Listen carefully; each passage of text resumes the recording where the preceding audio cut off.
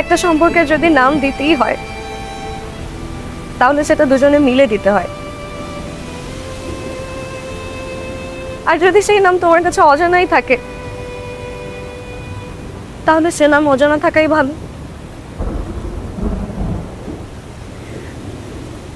আমাদের দুজনের মধ্যে যে সম্পর্ক ছিল সেটা শুধুই বন্ধুত্ব। ঢাকায় থাকুস ভালো কথা, কিন্তু উল্টাপাল্টা কোনো মাইয়া বিয়ে করবি না, তাইলে কিন্তু আমি তার ঘরে তুলুম না। এমন কিছু করিস না বাবা, যাতে বাড়ির মান সম্মান নষ্ট হয়।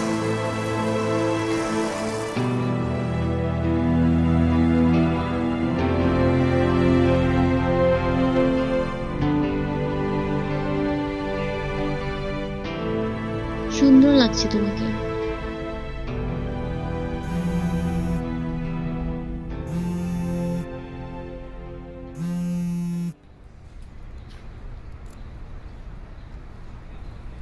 হ্যালো, বিয়ের আয়োজন কেমন চলছে?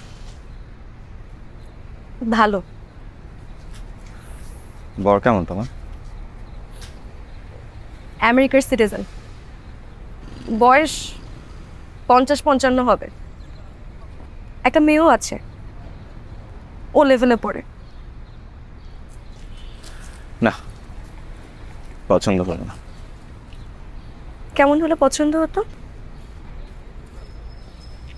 জানি না।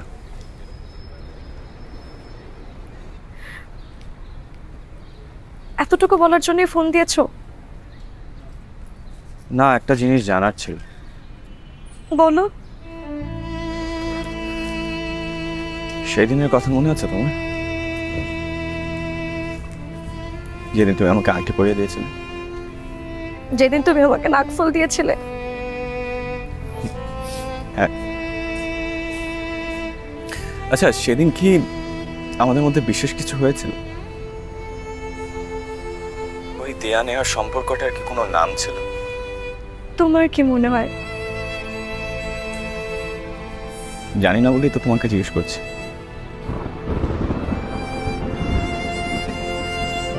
সাইদ, একটা সম্পর্কে যদি নাম দিতেই হয় তাহলে সেটা দুজনে মিলে দিতে হয়। আর যদি সেই নাম তোমার কাছে অজানাই থাকে তাহলে সে নাম অজানা থাকাই ভালো। আমাদের দুজনের মধ্যে যে সম্পর্ক ছিল সেটা শুধুই বন্ধুত্ব। শুধুই বন্ধুত্ব ছিল? তাহলে তুমি আর দেখা করলে না কেন? বন্ধুত্ব টিকিয়ে রাখার জন্য কি দেখা হওয়া অনেক জরুরি? হয়তোবা না। বিয়ের পর আমি আমেরিকা চলে যাচ্ছি, তোমার সাথে আমার আর দেখা হবে না। বুঝতে পেরেছি। ভালো থেকো তুমি। তুমিও ভালো থেকো পাখি।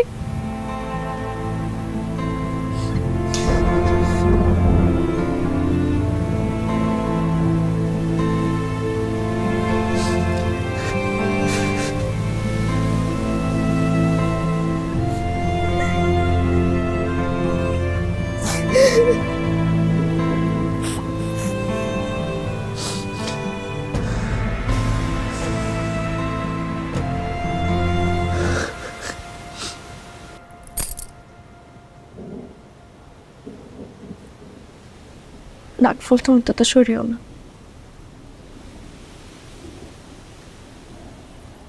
নিঃশ্বাসটা নিতে দাও। তোমার মায়ায় জড়িয়েছি নিজেরই আলোকে, কত কথার লেনা দেনা চোখেরই পলকে। তবু ডাকতে গিয়ে কাছে থাকতে গিয়ে কোথায় যেন বাধা পড়ে